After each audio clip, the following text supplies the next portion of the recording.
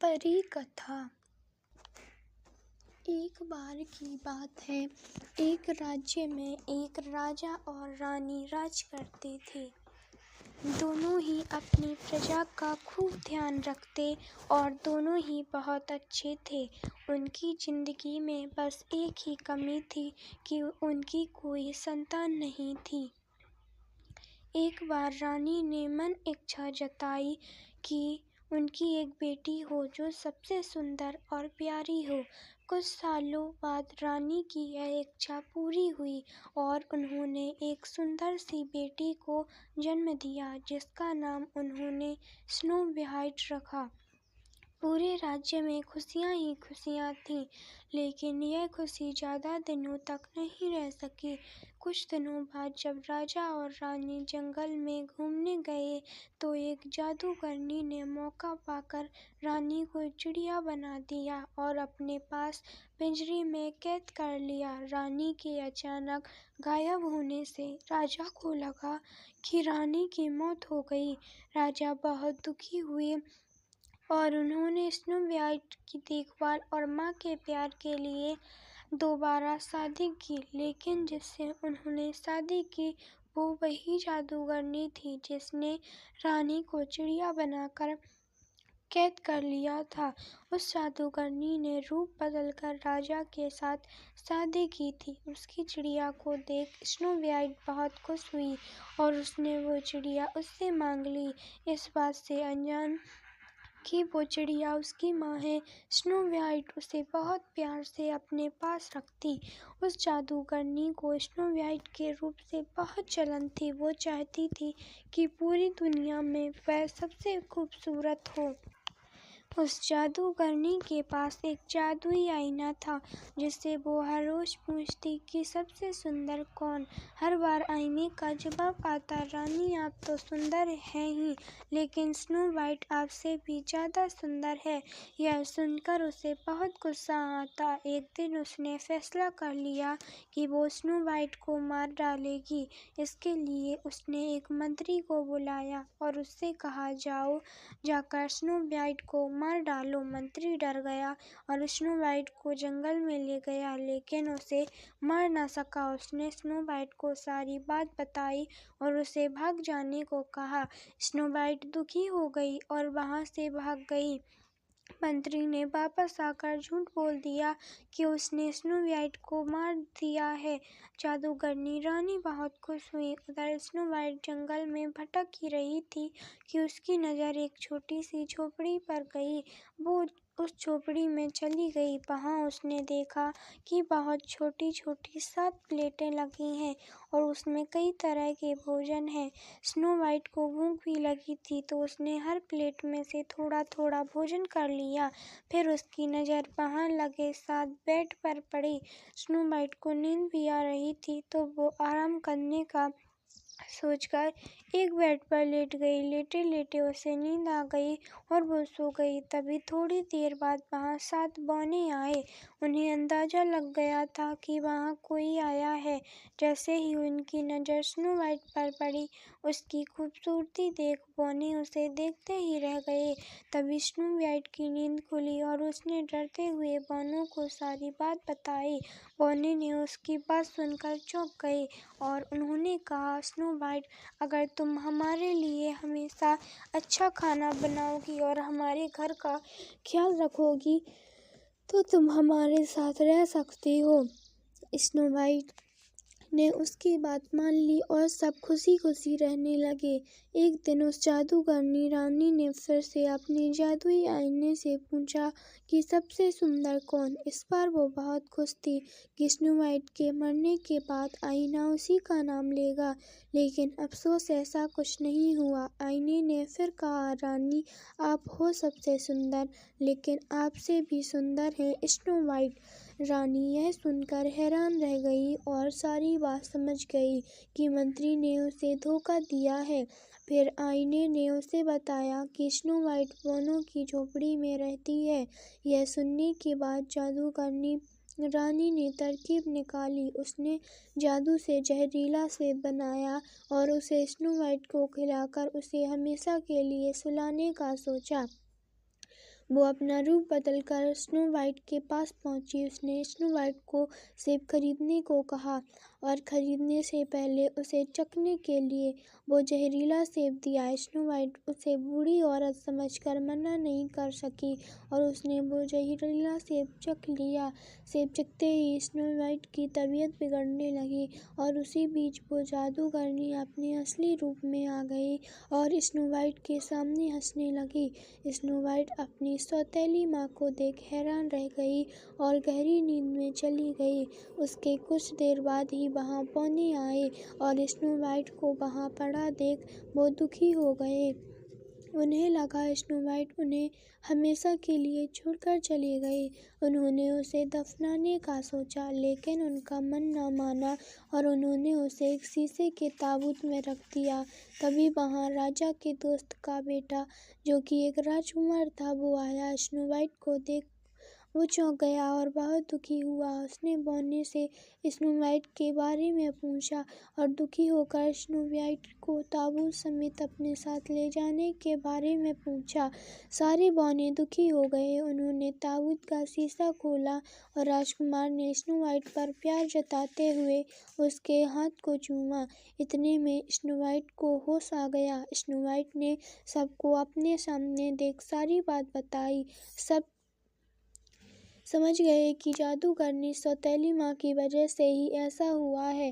वो बौने जादूगर बनकर राजा के दरबार में पहुंचे और उन्होंने कहा कि उन्हें पता है कि रानी को खूबसूरत बनने का शौक है। वो उन्हें बहुत खूबसूरत बना सकते हैं लेकिन उन्हें उनके साथ चलना होगा।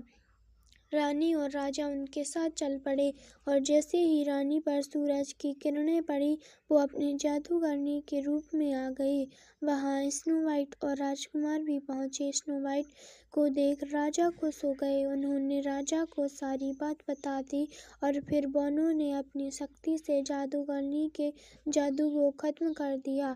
जादू खत्म होते ही चिड़िया बनी असली रानी अपने रूप में आ गई। राजा और स्नो वाइट रानी को देख बहुत खुश हुए और जादूगरनी को बंदी बनाने का आदेश दे दिया। इसके बाद राजा रानी ने स्नो वाइट और राजकुमार के विवाह का आयोजन किया और बौनों को तोहफे दिए। सभी खुशी खुशी रहने लगे। कहानी से सीख। इस कहानी से यही सीख मिलती है कि बाहरी खूबसूरती से ज़्यादा अंदर की खूबसूरती ज़्यादा मायने रखती है। बहुत समय पहले की बात है। एक जंगल में भालू का परिवार रहता था। उसके परिवार में भालू, उसकी पत्नी और एक बच्चा था। सभी एक साथ खुशहाली से अपना जीवन बिता रहे थे। उनके घर में सबके लिए अलग अलग पलंग, खाने की चम्मच, प्लेट, कटोरी जैसी सभी सुविधाएं थी। भालू का घर भी बहुत सुंदर और सजा हुआ था जिसे देखते ही हर कोई खुश हो जाता था। एक दिन सुबह सुबह भालू के मन में नाश्ता करने से पहले सैर करने का ख्याल आया।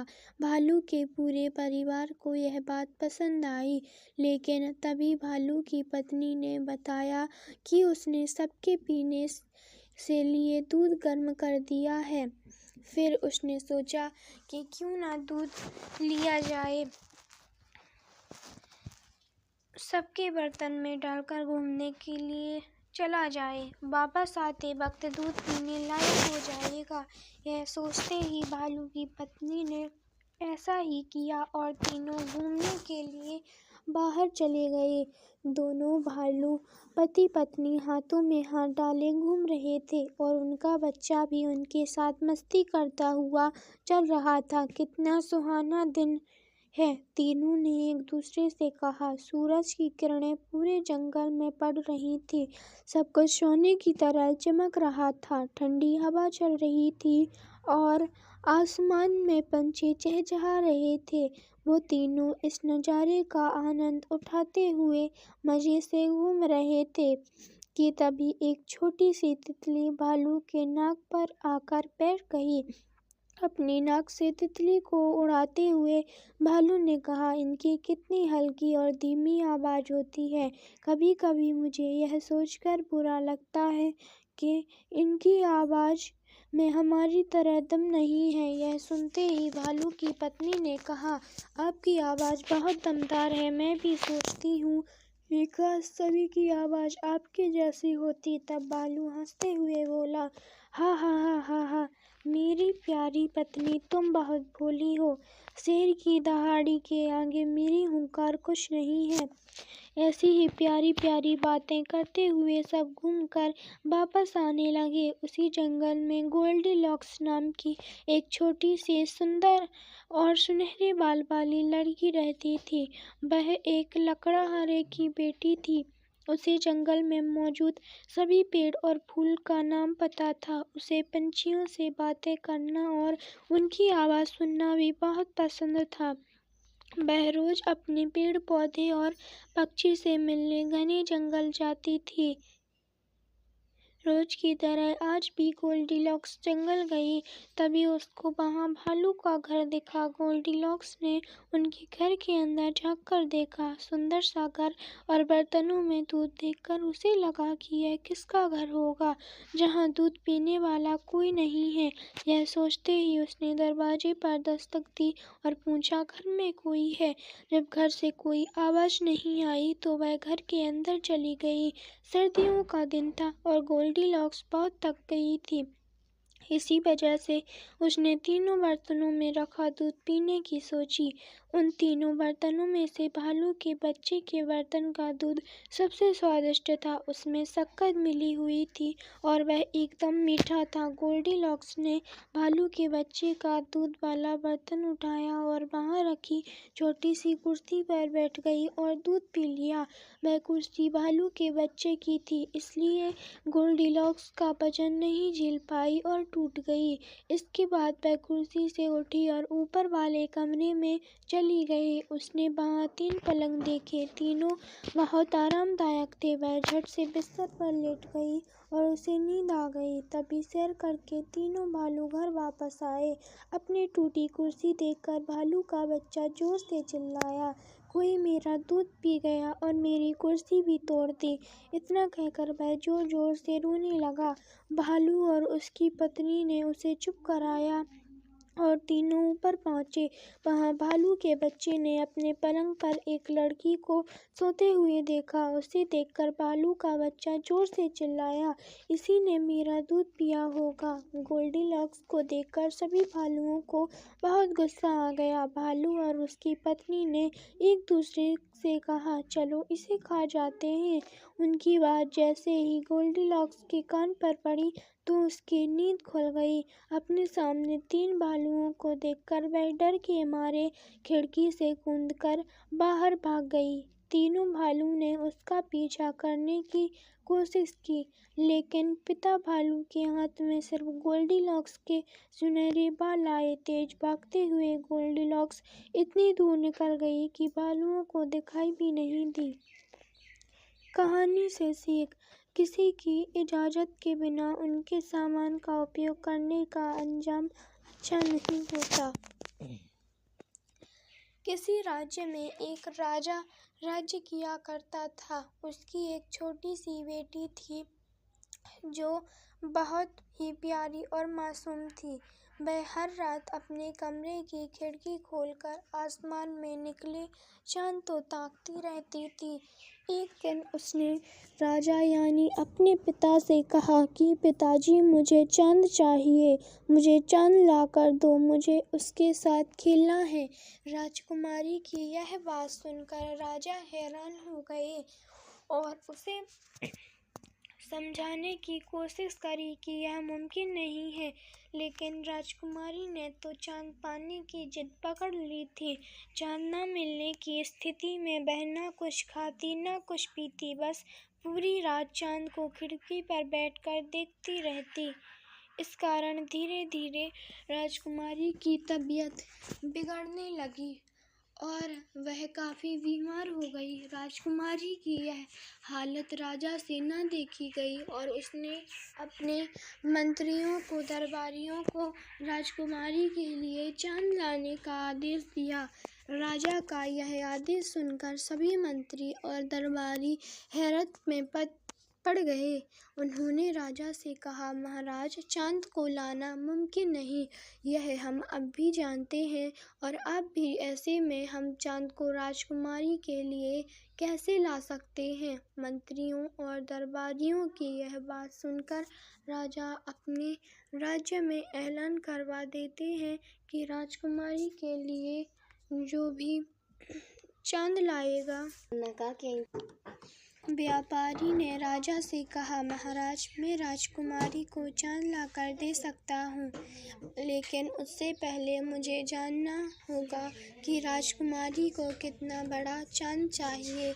यह कहकर व्यापारी राजकुमारी से मिलने की इच्छा जाहिर करता है।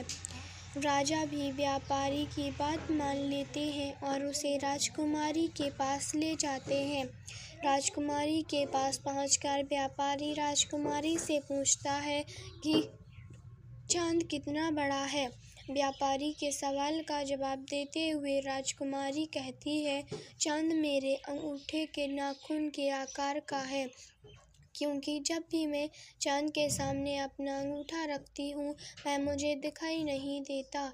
इसके बाद व्यापारी पूछता है कि चाँद कितना ऊंचा है, तो राजकुमारी कहती है, शायद पेड़ से थोड़ा ऊंचा है, क्योंकि वह हमेशा महल के बाहर लगे पेड़ के ऊपर ही नजर आता है। अंत में व्यापारी पूछता है, अच्छा राजकुमारी, चाँद दिखता कैसा है। इस पर राजकुमारी जवाब देती है कि चाँद चमकीला है और चांदी की तरह सफ़ेद दिखाई देता है। राजकुमारी यह सभी बातें सुनकर व्यापारी हंसते हुए खड़ा हो जाता है और राजकुमारी से कहता है कि कल ही मैं पेड़ पर चढ़कर उस चाँद को तोड़ लाऊंगा। इतना कहकर व्यापारी राजा के पास जाता है और अपनी योजना उन्हें बताता है। राजा को व्यापारी की योजना पसंद आती है। अगले ही दिन व्यापारी एक चांदी का छोटा सा चाँद बनवाकर राजकुमारी के लिए ले आता है। राजकुमारी उस चांदी के चाँद को देखकर बहुत खुश होती है और उसके साथ खेलने लगती हैं। राजकुमारी को खुश देखकर राजा भी बहुत प्रसन्न होते हैं, मगर अब उसे इस बात की चिंता होती है कि रात को जब राजकुमारी आसमान में चाँद को देखेंगी तो उसे समझ में आ जाएगा कि यह वह चाँद ही नहीं है। इस बात को राजा व्यापारी के सामने रखता है। राजा की बात सुनकर व्यापारी कहता है कि मैं आपकी इस परेशानी को भी हल किए देता हूँ। व्यापारी राजकुमारी के पास जाता है और उससे बड़े प्यार से पूछता है कि राजकुमारी, आप यह बताइए कि जब किसी का दांत टूट जाता है तो क्या होता है। व्यापारी के इस सवाल का राजकुमारी बड़ी मासूमियत से जवाब देते हैं कि उसका नया दांत निकल आता है। तब हंसकर व्यापारी पूछता है, अच्छा यह बताइए कि क्या आपको पता है कि जब कोई चाँद तोड़ लाता है तो क्या होता है। इस पर राजकुमारी कहती है, हाँ, वहाँ दूसरा चाँद उग आता है। राजकुमारी का यह जवाब सुनकर व्यापारी कहता है कि अरे वाह, राजकुमारी को तो सब कुछ पता है। इतना कहते ही व्यापारी कमरे की खिड़कियाँ खोल देता है और कहता है कि आइए फिर आज हम नए उगे चाँद को देखते हैं। आसमान में चाँद को देखकर राजकुमारी कहती है, मेरे पास जो चाँद है वह नए चाँद से ज़्यादा खूबसूरत है, और अपने चाँद के साथ खेलने में जुट जाती हैं। यह सब देखकर राजा बहुत ही खुश होता है और व्यापारी को बहुत सारा धन इनाम में देता है। कहानी से सीख। नन्ही राजकुमारी और चंद्रमा। कहानी से सीख मिलती है कि कभी कभी बड़ी मुश्किल को हल करने के लिए छोटा सा उपाय भी काफ़ी होता है। सालों पहले चंदेरी जंगल में 3 बकरे रहते थे। तीनों भाई थे जो हमेशा मिलजुल कर घास खाते थे। एक बड़े से मैदान में वो रोज जाते और भरपेट खाकर खुशी खुशी साथ रहते थे। धीरे धीरे उस जगह की घास खत्म होने लगी तो उनमें से सबसे बड़े बकरे ने कहा कि अब हमें यह जगह छोड़नी होगी, यहाँ खाने के लिए अब कुछ भी नहीं बचा है। तब सबसे छोटे बकरे ने कहा कि नदी के दूसरी ओर ऐसी जगह है जहाँ चारों ओर घास ही घास है।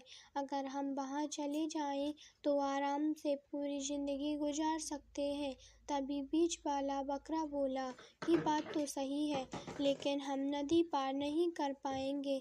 नदी के बीच में बने पुल के नीचे एक राक्षस रहता है। वो वहाँ से गुजरने वाले हर किसी को खा जाता है। तब सबसे बड़े बकरे ने कहा कि मेरे पास एक तरकीब है जिससे हम उस राक्षस को मार सकते हैं। उसने अपने दोनों भाई के कान में कुछ कहा और सभी खुशी खुशी नदी की ओर जाने लगे। पुल के पास पहुंचते ही सभी बकरे एक पेड़ के पीछे छुप गए। तभी बड़े बकरे ने सबसे छोटे बकरे को इशारा करके पुल पार करने को कहा। जैसे ही वह छोटा बकरा पुल पार करने लगा तो वहाँ राक्षस आ गया। राक्षस बोला, तुम्हारी यहाँ आने की हिम्मत कैसे हुई? अब मैं तुमको खा जाऊंगा। तभी बकरा कहता है कि राक्षस महाराज, मैं तो बहुत छोटा हूँ, मुझे खाने से आपका पेट भी नहीं भर पाएगा। आप एक काम कीजिए, पीछे मेरा बड़ा भाई आ रहा है, वो बहुत मोटा है, आप उसको खाकर अपनी भूख मिटा लो। राक्षस को छोटे बकरे के मुंह से महाराज शब्द सुनकर अच्छा लगा। खुश होते हुए राक्षस ने कहा, ठीक है, तुम बहुत छोटे हो, मैं तुम्हारे बड़े भाई को खा लूँगा। छोटा बकरा वहाँ से चला गया। इसके बाद बड़े बकरे ने दूसरे बकरे को इशारा किया। फिर वो भी पेड़ के पीछे से निकलकर पुल पार करने लगा। वहाँ राक्षस पहले से ही उसका इंतजार कर रहा था। बकरे को देखकर राक्षस खुश हुआ और उससे कहा कि मैं तुमको खा जाऊंगा। तभी बकरी ने घबराकर कहा, हे राजाधिराज, मुझे खाकर आपको क्या मिलेगा? मैं तो आपके नाश्ते के बराबर भी नहीं हूँ। आप थोड़ा और इंतजार करें तो आपको एक ऐसी ताकत मिलेगी कि आप कभी नहीं भूलेंगे। राक्षस ने उसकी बात सुनकर पूछा, कैसे? तब बकरे ने कहा कि पीछे से मेरा बड़ा भाई आ रहा है, वो मेरे जैसे 10 बकरों के बराबर है, आप उसे कई दिनों तक आराम से खा सकते हैं। राक्षस ने उसके मुँह से राजाधिराज और मोटा बकरा खाने की बात सुनकर उसे पुल पार करने की इजाज़त दे दी। आखिर में सबसे बड़ा बकरा पुल के ऊपर चढ़ा और उसे पार करने लगा। तभी उसके सामने राक्षस आ गया और जोर जोर से हंसने लगा। हंसने के बाद राक्षस ने कहा कि आज तो मज़ा ही आ गया, तुम बहुत मोटे हो, तुम्हें खाकर मैं अपनी भूख मिटाऊंगा। राक्षस की बात सुनकर बकरा कुछ कदम पीछे गया और तेजी से दौड़ता हुआ राक्षस के सीने पर अपने सींग मार दिए। अचानक हुए वार से राक्षस संभल नहीं पाया और पानी में गिर गया। गिरते ही वह नदी के तेज बहाव में बहता हुआ दूर निकल गया। इसके बाद तीनों बकरे आराम से अपनी नई जिंदगी में जगह में घास खाते हुए गुजारने लगे। कहानी से सीख, मुसीबत आने पर कभी डरना नहीं चाहिए और हिम्मत व सूझबूझ से काम करना चाहिए। किसी शहर में एक मोची रहा करता था। उसके घर के पास ही उसकी एक छोटी सी दुकान थी। उस दुकान में वह मोची जूते बनाने का काम करता था। तैयार जूतों को बेचकर जो भी पैसे मोची के हाथ लगते, वह उन्हीं से अपने परिवार का पेट पालता था। हालांकि मोची अपने काम बड़ी मेहनत और लगन से करता था, लेकिन धीरे धीरे उसके जूते खरीदने वालों की संख्या कम होने लगी। ऐसे में उसे कम दाम पर अपने तैयार जूतों को बेचना पड़ता था। इसका नतीजा यह हुआ कि समय के साथ उसका सारा जमा पैसा भी खत्म हो चला। नौबत यह आ गई कि उसे घर चलाने के लिए अपनी पत्नी के गहने तक बेचने पड़ गए। इस कारण मोची बहुत उदास रहने लगा। उसको उदास देख मोची की पत्नी उसे दिलासा देती कि ऊपर वाले पर भरोसा रखो, सब ठीक हो जाएगा, भगवान हमारी मदद जरूर करेगा। पत्नी की यह बात सुनकर मोची झूठ मूठ का मुस्कुरा देता और मन ही मन अपनी इस दशा को सोचकर चिंता में डूब जाता। एक समय ऐसा आया जब मोची की दुकान पर केवल एक जोड़ी ही जूते बचे। इसके अलावा उसके पास और जूते बनाने का सामान भी मौजूद नहीं रह गया था। वही मुश्किल इस बात की थी कि उस एक जोड़ी जूते को खरीदने वाला भी कोई नहीं आ रहा था। जब कई दिनों तक उन जूतों को खरीदने कोई नहीं आया तो मोची उन जूतों को लेकर बाजार की ओर चल दिया। बाजार में मोची के जूते बिक गए। जूते बेचने के बाद जो पैसे मिले, मोची ने उससे घर का जरूरी सामान खरीदा और घर वापस आने लगा। लेकिन तभी अचानक रास्ते में उसकी नज़र एक बूढ़ी औरत पर पड़ी। वह औरत बहुत भूखी और बीमार थी, इसलिए मोची ने कुछ पैसे उस बूढ़ी औरत को दे दिए। अब उसके पास और जूते बनाने के लिए सामान नहीं था। वह दुकान लौटा और वहाँ उसने एक चमड़े का टुकड़ा बचा देखा। उस टुकड़े से केवल एक जोड़ी जूता ही बन सकता था, तो जूते के लिए मोची ने टुकड़ा काटकर तैयार किया और यह सोचकर घर चला गया कि अब अंधेरा ज़्यादा हो गया है, कल रोशनी में वह जूते तैयार करेगा। अगली सुबह जब वह जूते बनाने के लिए दुकान पहुंचा तो उसे वहां कटे हुए चमड़े के टुकड़े की जगह एक तैयार जूते की जोड़ी मिली। वह जूते की जोड़ी इतनी खूबसूरत थी कि मोची उसे देखकर हैरान था। मोची ने उस जोड़ी को उठाया और फौरन बाजार की ओर रवाना हो गया। वो जूते इतने खूबसूरत थे कि मोची को उसकी अच्छी कीमत हासिल हुई। इस पर मोची बहुत खुश हुआ और हासिल हुए पैसों में से उसने कुछ पैसे ज़रूरतमंद लोगों को दिए। बाकी जो बचे उससे उसने जूते बनाने का सामान लिया।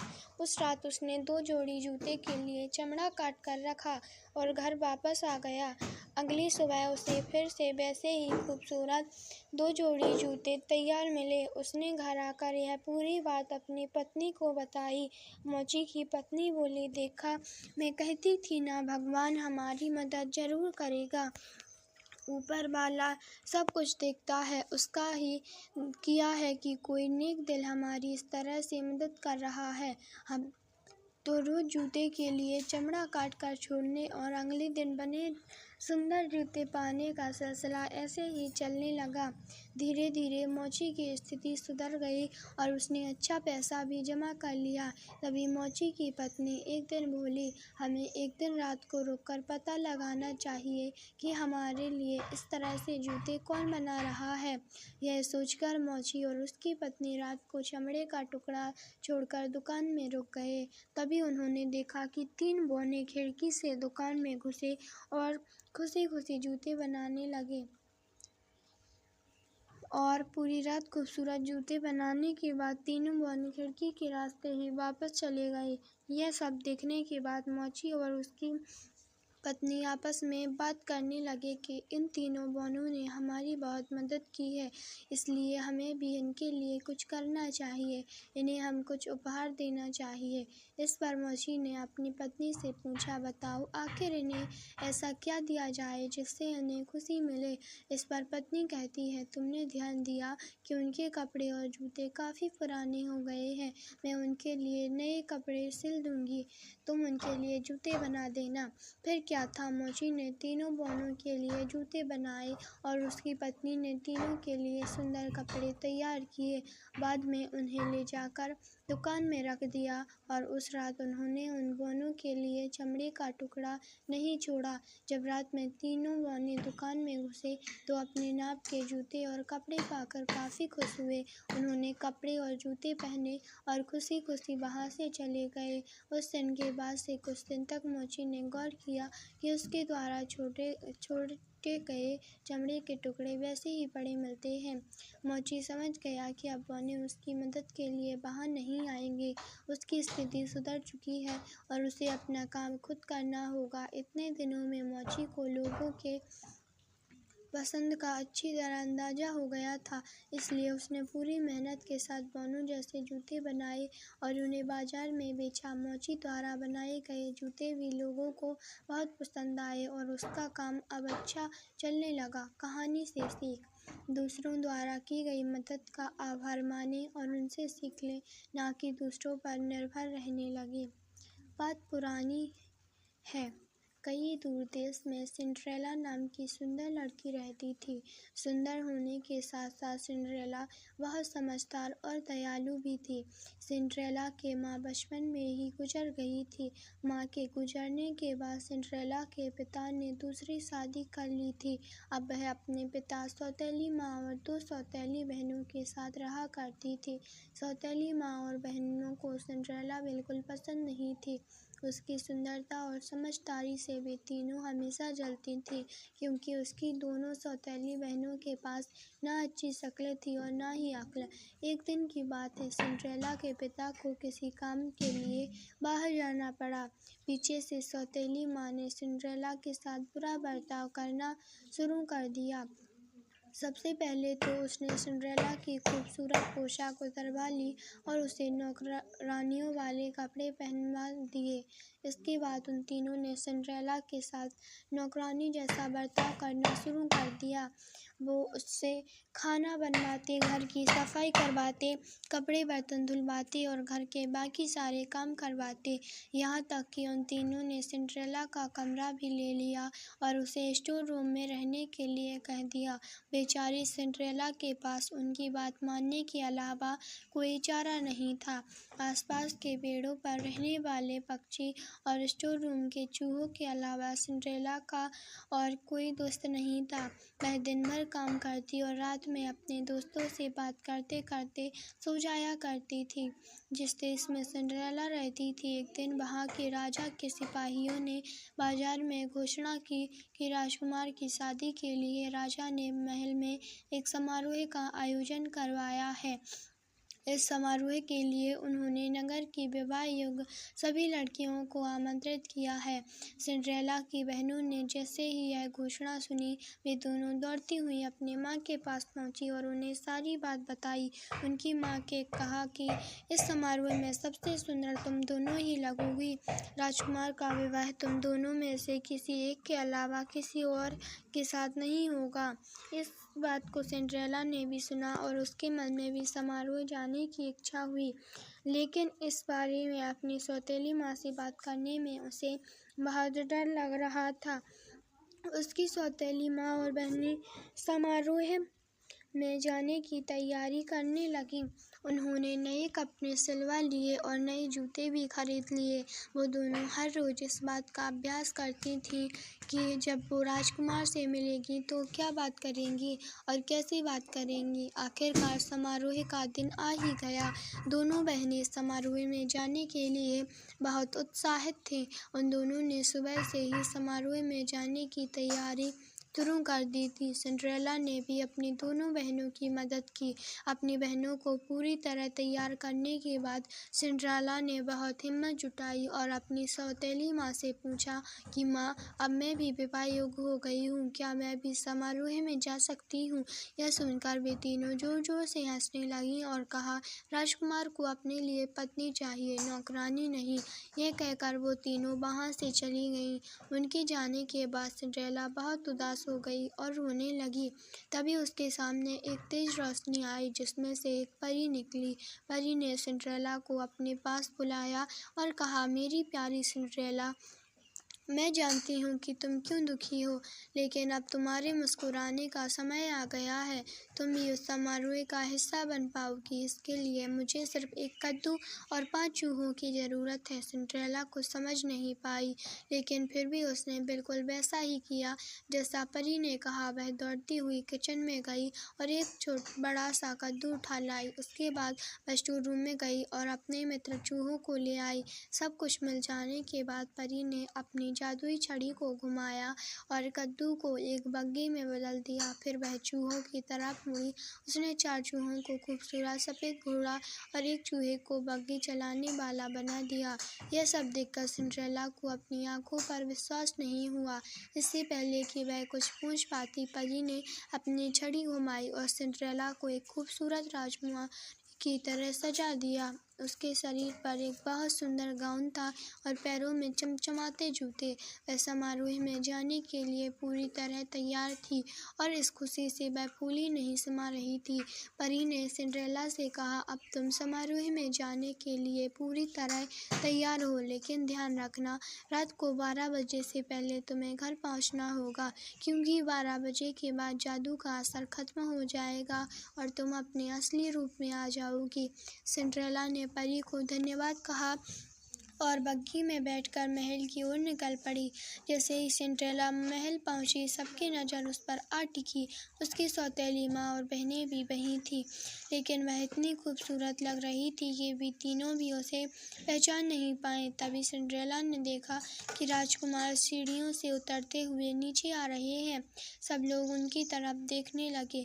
जैसे ही राजकुमार की नज़र सिंड्रेला पर पड़ी, वे उसे देखते ही रह गए। समारोह में मौजूद सभी राजकुमारियों के पास न जाकर राजकुमार सीधे सिंड्रेला के पास आए और अपना हाथ उसकी ओर बढ़ाते हुए कहा कि राजकुमारी, क्या आप मेरे साथ डांस करना पसंद करेंगे? सिंड्रेला ने शर्माते हुए अपना हाथ राजकुमार के हाथ में दे दिया और दोनों डांस करने लगे। सिंड्रेला राजकुमार के साथ डांस करते करते इतना खो गई कि उसे समय का ध्यान ही नहीं रहा। तभी अचानक उसकी नज़र दीवार पर लगी घड़ी पर पड़ गई। 12 बजने वाले थे और सिंड्रेला को परी की बात याद आ गई। परी की चेतावनी याद आते ही वह घबरा गई और राजकुमार को वहीं छोड़कर भाग गई। सिंड्रेला को इस तरह अचानक भागता देख राजकुमार उसके पीछे पीछे दौड़े। हड़बड़ी में दौड़ने की वजह से सिंड्रेला का एक जूता निकल गया और महल के बाग में ही छूट गया। वह फटाफट अपनी बग्घी में बैठी और घर को लौट गई। जब उसे ढूंढते हुए राजकुमार बाहर आए तो उन्हें बाग में सिंड्रेला का जूता मिला। यह देखकर राजकुमार दुखी हो गए और सोचा कि वह सिंड्रेला को ढूंढकर ही रहेंगे। अगले दिन राजकुमार ने अपने सिपाहियों को बुलाया और उन्हें जूता थमाते हुए कहा कि शहर के हर घर में जाओ और समारोह में आई हर लड़की को यह जूता पहना कर देखो। जिसके भी पैर में यह जूता आ जाए, उसे यहाँ ले आओ। सिपाहियों ने बिल्कुल ऐसा ही किया। वे शहर के हर घर में गए और समारोह में आई हर लड़की को जूता पहना कर देखा। किसी को जूता छोटा पड़ रहा था और किसी को बड़ा। सारा शहर घूमने के बाद आखिर में सिपाही सिंड्रेला के घर पहुँचे। जैसे ही सिंड्रेला ने सिपाहियों को देखा तो वह समझ गई कि ये राजकुमार के कहने पर आए हैं और वह खुशी से दरवाजे की तरफ दौड़ी। उसी समय उसकी सौतेली माँ ने उसका रास्ता रोक लिया। सौतेली माँ ने सिंड्रेला से पूछा, तुम कहाँ चले? सिपाही उस लड़की के लिए आए हैं जो कल रात समारोह में थी। तुम तो कल आई ही नहीं थी, तो तुम नीचे जाकर क्या करोगी? ऐसा कहकर उन्होंने सिंड्रेला को स्टोर रूम में बंद कर दिया और चाबी अपनी जेब में रख ली। जब सिपाही जूता लेकर घर में आए तो उसकी दोनों बहनों ने उस जूते को पहनने की कोशिश की, लेकिन वो दोनों नाकाम रहीं। वहीं निराश होकर सिंड्रेला रोने लगी। उसे रोता देख उसके चूहे मित्र को एक उपाय सूझा। दरवाजे के नीचे से निकलकर वह दौड़ते हुए नीचे गया और चुपके से सौतेली माँ की जेब से चाबी निकाल लाया और सिंड्रेला को दे दी। चाबी मिलते ही सिंड्रेला ने दरवाज़ा खोला और दौड़ती हुई नीचे गई। सिपाही महल की ओर लौट ही रहे थे कि तभी उन्हें सिंड्रेला की आवाज़ आई, मुझे भी जूता पहनकर देखना है। यह सुनकर सौतेली माँ और बहनें हंसने लगीं, लेकिन सिपाही ने सिंड्रेला को भी जूता पहनने का मौका दिया। जैसे ही उसने पैर में जूते में डाला, वह आसानी से उसके पैर में आ गया। यह देखकर सभी चौंक गए और सिपाही ने सिंड्रेला से पूछा, क्या यह जूता आपका है? इस पर सिंड्रेला ने हाँ में अपना सिर हिलाया। सिपाही सिंड्रेला को बग्घी में बिठाकर महल ले गए, जहाँ उसे देखकर राजकुमार बहुत खुश हुए। उन्होंने सिंड्रेला के सामने शादी का प्रस्ताव रखा, जिसे उसने प्रसन्नता से स्वीकार कर लिया। राजकुमार और सिंड्रेला की शादी हो गई और वो हमेशा खुशी खुशी महल में रहने लगे। एक बार की बात है, किसी बड़े राज्य में एक राजा अपनी रानी के साथ रहता था। उसके राज्य में प्रजा बहुत खुश थी। राजा अपनी प्रजा का ध्यान अच्छी तरह रखता था, इसलिए सभी लोग राजा और रानी को दुआएं देते थे। सब कुछ होने के बाद भी उन दोनों को बस एक ही बात का दुख था कि उनकी कोई संतान नहीं थी। रानी सूरज की पूजा करती थी। उसे पूरा विश्वास था कि सूरज देवता की कृपा से उसे जरूर संतान की प्राप्ति होगी। एक दिन राजा और रानी बगीचे में घूम रहे थे। बगीचे में एक तालाब था। दोनों तालाब के किनारे बैठकर प्रकृति का आनंद ले रहे थे। तभी वहाँ एक मेंढक आया और उसने कहा कि रानी को बहुत जल्द सूरज देव की कृपा से एक पुत्री की प्राप्ति होगी। मेंढक ने जो कहा था वो सच हुआ और उसी साल रानी को सूरज देवता की कृपा से खूबसूरत बेटी हुई। रानी को सूरज देवता के आशीर्वाद से बेटी प्राप्त हुई थी, इसलिए उसका नाम सनशाइन रखा गया। राजा ने उसके पैदा होने पर बहुत बड़ा उत्साह रखा और उसमें सभी को बुलाया, लेकिन गलती से काली परी को बुलाना भूल गया। जब सभी राजकुमार को आशीर्वाद दे रहे थे, तभी काली परी आ गई और उसने गुस्से में राज को श्राप दिया कि जब तुम्हारी बेटी 15 वर्ष की हो जाएगी, तब एक चरखे की कील चुभने से इसकी मौत हो जाएगी। इतना बोलकर वह गायब हो गई। राजा और रानी दोनों बहुत दुखी हुए। उनको दुखी देखकर सफेद परी ने उसको सांत्वना देते हुए कहा कि चिंता मत करो, मैं इस श्राप को रोक तो नहीं सकती, लेकिन इसे कम कर सकती हूँ। सफेद परी ने कहा, पूरी प्रजा और आप सभी भी सो जाओगे, लेकिन जब कोई सुंदर राजकुमार इसे चूमेगा तो इसके साथ साथ आप सभी भी जाग जाएंगे। इतना बोलकर परी गायब हो गई। धीरे धीरे समय बीतने लगा। राजकुमारी बड़ी होने लगी। वो समय भी आ गया जब राजकुमारी 15 साल की होने वाली थी। तभी राजा और रानी को किसी काम से राज्य के बाहर जाना पड़ा। वे एक दासी के भरोसे राजकुमारी को छोड़कर चले गए। जिस दिन राजकुमारी का जन्मदिन था और वो खेलते खेलते किसी तहखाने में पहुंच गई, वहाँ पुराना चरखा रखा हुआ था। राजकुमारी ने जैसे ही उसे हाथ लगाया, उसमें लगी कील उसे चुभ गई और वो वहीं गिर पड़ी। सेवकों ने उसे बाहर ढूंढा और वो तहखाने में सोती हुई मिली। उन्होंने उसे जैसे ही उसे बिस्तर पर लेटाया, एक एक करके सभी सोने लगे। कई वर्ष बीत गए। महल के चारों ओर जंगल और कटीली झाड़ियां उग गईं। महल तक पहुंचने का रास्ता बहुत कठिन हो गया था। उस महल तक पहुंचने की कई राजकुमारों ने कोशिश की, लेकिन कोई भी वापस नहीं आया। काली परी के श्राप के कारण सभी नींद में सो जाते थे। एक दिन उस महल की कहानी सुनकर एक सुंदर राजकुमार उस ओर आया, जो कई राज्यों को जीत चुका था। सभी ने उसे वहां जाने से रोका और कहने लगे कि जो भी वहां गया कोई वापस नहीं लौटा। लेकिन राजकुमार ने किसी की भी नहीं सुनी और महल की ओर चला गया। जैसे ही वह महल के पास पहुंचा, अपने आप ही झाड़ियां दूर हो गईं और वह सीधा राजकुमारी के कमरे में चला गया। मार्ग में उसे सभी सोते हुए मिले। राजकुमारी को देखकर वो मानो उसकी सुंदरता में खो गया। उसने खुद को संभालते हुए जैसे ही उसे चूमा, वैसे ही काली परी का श्राप टूट गया और उसके साथ ही सभी नींद से जाग गए। सभी दोनों को देखकर बहुत खुश हुए और दोनों की शादी करवा दी। कहानी से सीख, दूसरों का अच्छा चाहने वाले के साथ कभी बुरा नहीं होता। बहुत समय पहले की बात है। एक नगर में घनश्याम नाम का व्यापारी रहता था। उसकी 3 बेटियां थीं, जिन्हें वो बहुत प्यार करता था। व्यापारी को अपनी सभी बेटियों की चिंता रहती थी, क्योंकि उसे व्यापार के लिए विदेश जाना पड़ता था। जब भी वह वापस आता था तो अपनी बेटियों के लिए कोई ना कोई उपहार जरूर लेकर आता था। तीनों में से सबसे छोटी बेटी का नाम ब्यूटी था, जो सुंदर होने के साथ ही समझदार भी थी। उसे हर कोई पसंद करता था। एक बार घनश्याम को व्यापार के सिलसिले में समुद्र में डूब गया। जैसे तैसे वह अपनी जान बचाकर एक टापू पर पहुंचा, जहां उसे एक बड़ा सा महल दिखा। वह महल के दरवाजे के पास पहुंचा। दरवाजा जादुई था, तो वह अपने आप खुल गया और व्यापारी महल के अंदर चला गया। महल अंदर से बहुत सुंदर था और उसके बीचों बीच एक बड़ी मेज पर बहुत सारा खाना रखा हुआ था। व्यापारी को तेज भूख लगी थी तो उसने मेज से एक सेब उठाकर खा लिया। तभी वहाँ एक बिष्ट यानी राक्षस के हंसने की आवाज़ आने लगी। व्यापारी आवाज़ सुनकर डर गया और छुपने लगा।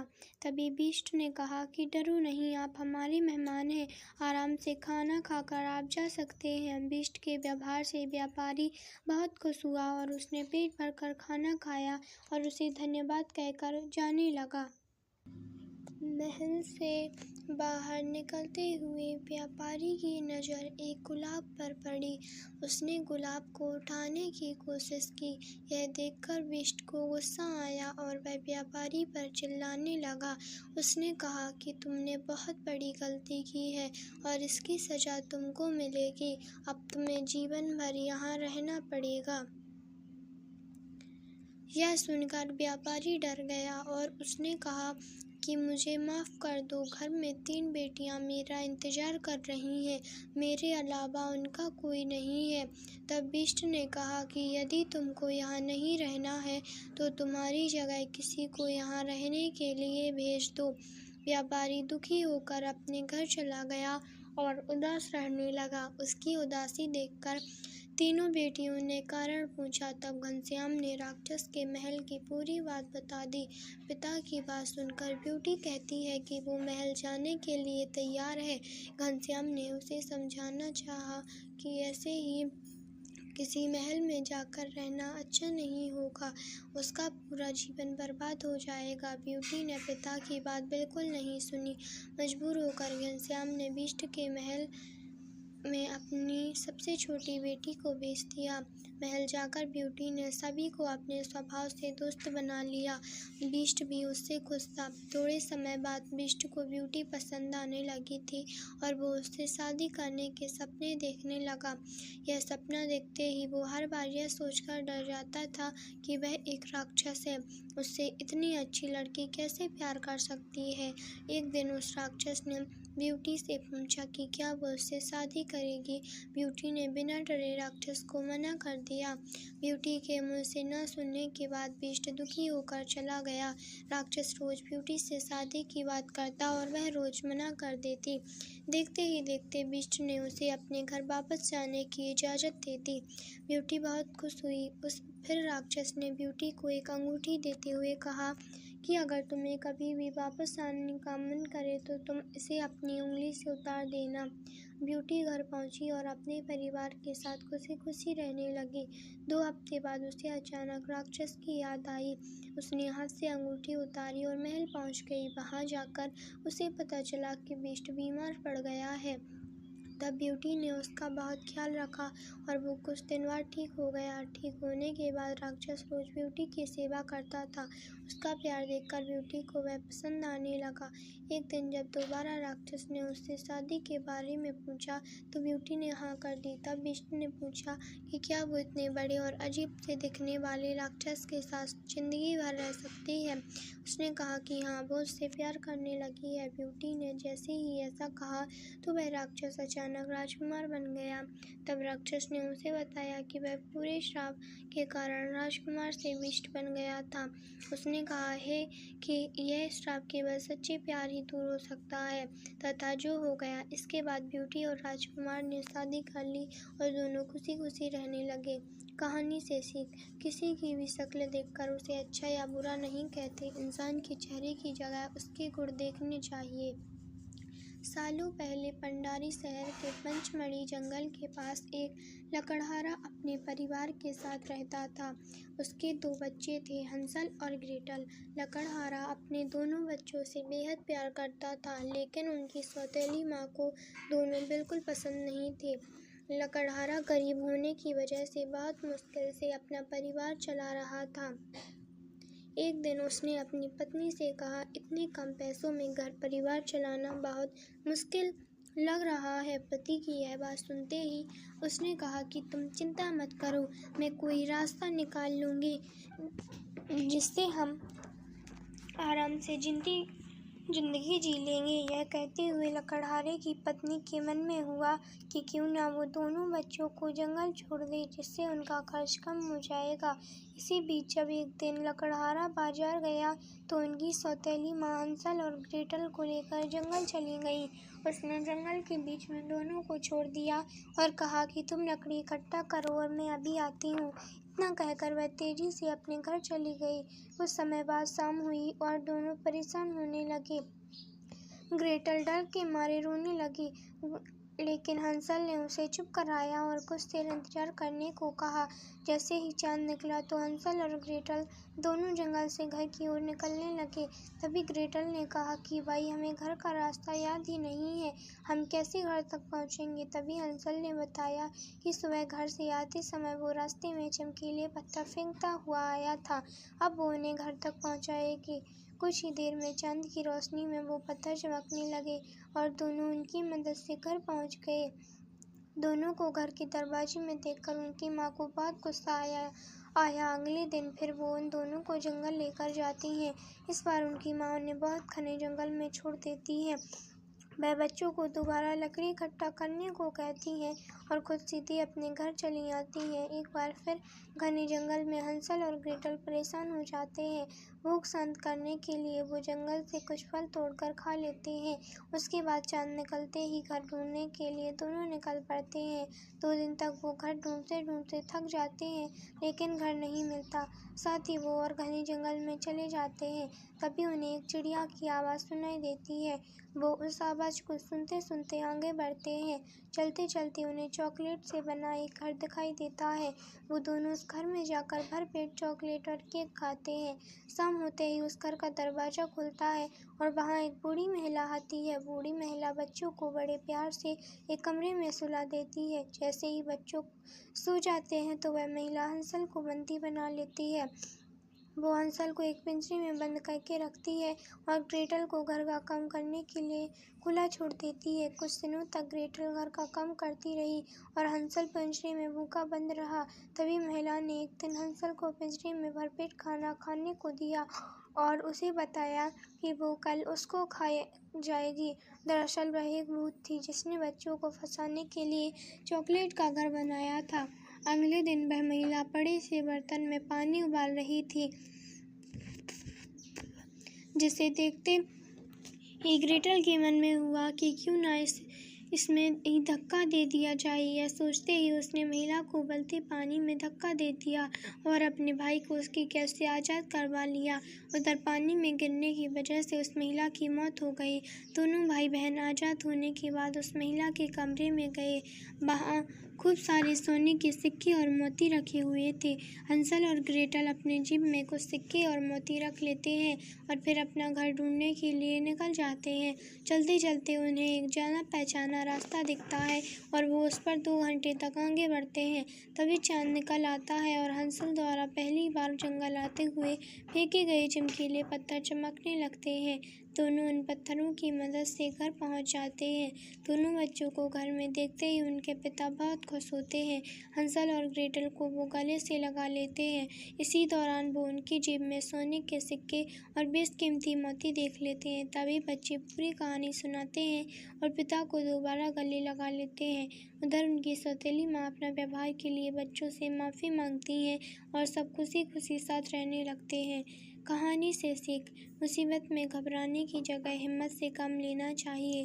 कोशिश करने वालों की कभी हार नहीं होती है और हिम्मत रखने वाले हर मुश्किल से निकलने का रास्ता ढूंढ लेते हैं। सालों पहले दुमका नगर में जैक नाम का एक बुरा लड़का रहता था। वह एक तरह का शैतान था। एक दिन उसने एक ऐसा जादुई शीशा बनाया जिसमें सारी अच्छी चीज़ें बहुत छोटी और सभी बुरी व गंदी चीज़ें 10 गुना बड़ी दिखती थीं। उसके इस जादुई शीशे में सुंदर शहर भी गंदे और डरावने दिखते थे। वहाँ के सुंदर लोग भी गंदे और डरावने लगते थे, क्योंकि उस आईने में उनकी छोटी से छोटी चोट भी बड़ी और खतरनाक दिखती थी। सभी खुद को इस तरह देखकर घबरा जाते थे। लोगों को घबराया हुआ देखकर उस शैतान लड़के को बहुत मज़ा आता था। वह अपने शीशे के इस जादुई से अपने जैसे बुरे लोगों का एक समुदाय बना लिया था। वह पूरी दुनिया के अच्छे लोगों को उस शीशे में कैद करके अपने समुदाय में शामिल करने की कोशिश कर रहा था। ऐसा सोचकर वह रोज नए नए शहर जाता और अच्छे लोगों को शीशा दिखाकर उन्हें कैद करके अपने शहर पहुंचा देता था। सभी जगहों पर जाकर उसने लोगों को शीशों में कैद कर लिया। अब ऐसा समय आ गया था कि कहीं भी कोई अच्छा इंसान ही नहीं बचा। सब उस शीशे में कैद हो चुके थे। अब उसके मन में हुआ कि क्यों न शीशे को स्वर्गलोक ले जाकर परियों को कैद किया जाए। यह सोचते ही वह स्वर्गलोक के लिए निकल गया। इस शीशे की खास बात यह थी कि ऊंचाई में यह हाथों से तेजी से छूट जाता था। इस कारण उसे वह ज़्यादा ऊपर नहीं ले जाते थे। लेकिन आज वो किसी तरह से ऊंचाई पर ले गया। जैसे ही शीशा थोड़ी ऊंचाई पर पहुंचा तो उसके हाथों से फिसलकर जमीन पर गिर गया और उसके लाखों टुकड़े हो गए। ऐसा होने से उस शीशे का बुरा प्रभाव बहुत तेजी से फैलने लगा। उस कांच के कुछ टुकड़े धूल की तरह उड़ने लगे और दुनिया के हर कोने में पहुंच गए।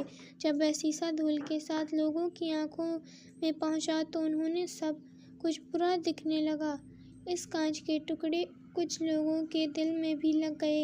यह जिनके भी दिल में लगा उनके अंदर कोई अच्छी भावना ही नहीं बची। दुनिया में इस तरह से बुराई को बढ़ता देख वह शैतान लड़का बहुत खुश होने लगा। इस तरह दुनिया के कोने कोने में इस कांच के टुकड़े उड़ रहे थे। इस कहानी के अगले भाग में आप जानेंगे कि इसके आगे क्या हुआ। सालों पहले एक जंगल में डंपी नाम की बूढ़ी बकरी रहती थी, जिसके 7 बच्चे थे। बकरी रोजाना बाहर जाती थी और बच्चों के लिए खाना लेकर आती थी। उसी जंगल में एक भेड़िया भी रहता था, जिसकी नज़र बकरी के बच्चों पर थी। बकरी को भी इसके बारे में पता था, इसलिए वो अपने बच्चों को जंगली जानवरों से बचाने के तरीके बताती रहती थी। बकरी हमेशा कहती थी कि भेड़िया बहुत चालाक होता है और उसकी आवाज़ भारी पर पैर काले होते हैं। ऐसा कोई भी दिखे जंगल में तो खुद को बचा लेना। एक दिन बकरी को खाना लेने के लिए दूर जंगल जाना था। उसने अपने सारे बच्चों को बुलाकर समझाया और कहा कि जब तक वो वापस नहीं आती तब तक घर का दरवाज़ा मत खोलना। सभी बच्चों ने कहा कि वो अपना ख्याल रखेंगे और माँ को खुशी खुशी विदा कर दिया। बकरी के जाने के कुछ देर बाद ही भेड़िया वहाँ पहुँचा और दरवाज़ा खटखटाने लगा। बकरी के बच्चों ने एक साथ पूछा कि कौन है। तब भेड़िया ने कहा कि बच्चों, मैं तुम्हारी माँ हूँ। जवाब में बच्चों ने कहा कि हमारी माँ की आवाज़ इतनी भारी नहीं है, तुम भेड़िया हो और हमें खाने आए हो। तब भेड़िया सोचने लगा कि बच्चे इतनी आसानी से हाथ नहीं आएंगे। उसे पता था कि शहद चखने से आवाज़ अच्छी हो जाती है। उसने जल्दी से जंगल के आसपास मधुमक्खियों का छत्ता ढूंढा और शहद खा लिया। तभी मधुमक्खियों से उसे डंक मार दिया। उसने खुद को संभाला और दोबारा बकरी के घर पहुंचा। भेड़िए ने फिर दरवाज़ा खटखटाकर कहा कि बच्चों, दरवाज़ा खोलो। इस बार मधुर आवाज़ सुनकर बच्चों ने सोचा कि शायद उनकी माँ आ गई है। तभी उन्होंने भेड़िए के काले पैर देख लिए। सभी बच्चों ने चिल्लाते हुए कहा कि तुम हमारी माँ नहीं हो सकती। हमारी माँ के पैर गोरे हैं लेकिन तुम्हारे काले। तुम भेड़िया हो। अब दोबारा भेड़िया खाली हाथ लौट गया। लौटते समय उसे रास्ते में एक आटा चक्की दिखी और उसने जल्दी जल्दी जमीन पर बिखरे आटे को अपने पैरों पर लगा लिया। अब भेड़िया के पैर भी सफ़ेद हो गए और वह दोबारा बकरी के घर पहुंच गया। फिर भेड़िया ने आवाज़ बदलकर दरवाज़ा खोलने के लिए कहा। इस बार आवाज़ भी माँ की जैसी थी और पैर भी सफ़ेद थे। ये सब देखकर सब दरवाज़ा खोलने के लिए आगे बढ़े। तभी बकरी का सबसे छोटा बच्चा बोला, यह माँ नहीं है। लेकिन किसी ने उसकी बात नहीं सुनी और दरवाज़ा खोल दिया। दरवाज़ा खोलते ही उन्होंने देखा कि दरवाजे पर माँ नहीं बल्कि भेड़िया है। सभी उससे बचने के लिए यहाँ वहाँ भागने लगे, लेकिन भेड़िया ने एक एक करके 6 बच्चों को पकड़कर थैले में भर लिया। जल्दबाजी में भेड़िया भूल गया कि बकरी के 7 बच्चे थे। अब बकरी के बच्चों से भरा थैला लेकर भेड़िया अपनी गुफा की ओर जाने लगा। कुछ देर बाद बूढ़ी बकरी डंपी अपने घर पहुंची और वहां पर सब कुछ बिखरा देखकर डर गई। तभी उसका घर में छुपा हुआ एक बच्चा निकला और पूरी बात बता दी। सारी बात सुनकर बकरी को गुस्सा आया और वो भेड़िया को सबक सिखाने के लिए उसकी गुफा की ओर चल पड़ी। उधर बच्चों को उठाकर ले जा रहा था। भेड़िया चलते चलते थक कर रास्ते में एक पेड़ के नीचे आराम करने के लिए बैठ गया। बैठी बैठी उसे नींद आ गई। तभी बूढ़ी बकरी डंपी भी वहां पहुंच गई। उसने भेड़िए सभी को सोते हुए देखा और चुपके से अपने बच्चों से भरा थैला खोलकर सभी को बाहर निकाल लिया। फिर डंपी ने फटाफट बच्चों की मदद से थैले में पत्थर भर दिए और सभी पास की झाड़ियों में छुप गए। कुछ देर बाद भेड़िया उठा और थैला लेकर गुफा की ओर चलने लगा। उसे इस बार थैला थोड़ा भारी लगा, लेकिन उसने इस बात पर ध्यान नहीं दिया। चलते चलते रास्ते में एक नदी मिली, जिसे पार करके उसे अपनी गुफा में पहुंचना था। जैसे ही वह नदी में पत्थरों से भरा थैला लेकर गया तो वह नदी में डूबने लगा। यह देखकर बकरी और उसके बच्चे खुशी खुशी अपने घर चले गए। कहानी से सीख, किसी के भी साथ धोखा नहीं करना चाहिए। गलत करने का नतीजा भी गलत ही होता है। एक समय की बात है, किसी देश में एक राजा राज किया करता था। उसकी 12 राजकुमारियां थीं, जिनसे वह अपनी जान से भी ज़्यादा प्यार करता था। यही वजह थी कि राजा की सभी राजकुमारियों की सुरक्षा की बहुत चिंता रहती थी। राजकुमारियों के प्रति प्यार और चिंता के कारण राजा ने सभी राजकुमारियों के सोने का इंतजाम एक ही कक्ष में कर रखा था। राजा के सोने के बाद सभी राजकुमारियों के कक्ष के बाहर ताला लगा दिया जाता था। इसके बावजूद हर राजकुमारियों नए जूते पहनकर सोती थी और अगली सुबह उनके जूते घिसे और फटे मिलते थे। सभी राजकुमारियों के रात भर कक्ष में रहने के बावजूद अगले दिन उनके जूते घिसे और फटे मिलना राजा को भी काफ़ी हैरान कर देता था। राजा ने इस बात की जानकारी के लिए कई प्रकार के प्रयास किए, लेकिन फिर भी इस रहस्य से पर्दा नहीं उठ सका कि हर सुबह राजकुमारियों के नए जूते फटे और घिसे कैसे मिलते थे। एक बात की सच्चाई पता लगाने के लिए एक दिन राजा ने घोषणा करवा दी कि जो भी राजकुमारियों के इस रहस्य के बारे में जानकारी देगा, उसका विवाह राजा उस व्यक्ति की पसंद की अपनी किसी भी एक बेटी के साथ करवा देगा। विवाह के साथ ही उस व्यक्ति को भविष्य में राज्य का राजा भी बनाया जाएगा।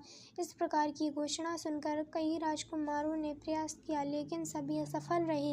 एक दिन उस राज्य से एक बहुत छोटे देश का राजकुमार गुजर रहा था, जो किसी राजा के हाथों अपना राज्य गंवा चुका था। वह एक नदी के किनारे पहुंचकर जैसे ही अपने थैले से बचा हुआ खाना निकालकर खाने लगा, वैसे ही वहां पर एक बुढ़िया आ गई और राजकुमार से खाना मांगने लगी। राजकुमार ने बिना कुछ सोचे अपना भोजन उस बुढ़िया को दे दिया। बुढ़िया ने खाना खाकर उसे उस राज्य की घोषणा के बारे में बताया और जाते जाते उसे एक जादुई चोंगा दे दिया। उस जादुई चोंगे की खास बात यह थी कि जो भी उसे उड़ता वह गायब हो जाता था। राजा की घोषणा सुनने के बाद राजकुमार वह जादुई चोंगा लेकर राज दरबार पहुंच गया। उसने राजा से घोषणा को पूरा करने की आज्ञा मांगी और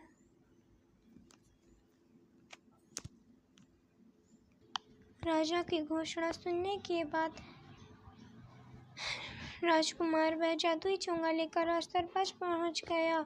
उसने राजा से घोषणा को पूरा करने की आज्ञा मांगी। राजा ने यह कहते हुए आज्ञा दे दी कि इससे पहले जिसने भी प्रयास किया सफल रहा और उसे मृत्यु दंड दिया जा चुका है। राजा की बात सुनकर राजकुमार ने कहा कि कोई बात नहीं, उसे यह शर्त मंजूर है। फिर राजा ने उसे राजकुमारियों के बगल वाला कक्ष सोने के लिए दे दिया और उसके खाने पीने का बढ़िया इंतजाम किया गया। जब रात हो चली तो सोने के वक्त सबसे बड़ी राजकुमारी एक जूस से भरा गिलास लेकर आई। राजकुमार ने जूस से ले लिया और राजकुमारी वहां से चली गई। राजकुमार ने जूस नहीं पिया और खिड़की से फेंक दिया। कुछ देर बाद सोने का नाटक करने लगा। जब राजकुमारियों को लगा कि राजकुमार सो चुका है तो सभी राजकुमारियों कहीं जाने की तैयारी करने लगी। इस बात का आभास होते ही राजकुमार ने चोंगा ओढ़ लिया और सभी राजकुमारियों पर गायब होकर नजर रखने लगा। राजकुमारियों के कमरे में जाकर राजकुमार ने देखा कि सभी राजकुमारियां सज धज कर कमरे के बीच में गोला बनाकर खड़ी हो गई और कुछ गुनगुनाने लगी। तभी कमरे के बीचों बीच अचानक एक गड्ढा नजर आने लगा, जिससे सभी राजकुमारियां एक जादुई स्थान पर चली गईं। राजकुमारियों के पीछे पीछे राजकुमार भी चला गया। वहां पर 12 राजकुमार उनका इंतजार कर रहे थे। सभी राजकुमारियां उन राजकुमारों के साथ जंगल की ओर जाने लगती हैं और इसी प्रकार उस राजकुमार ने राजकुमारियों का रहस्य पता कर लिया था।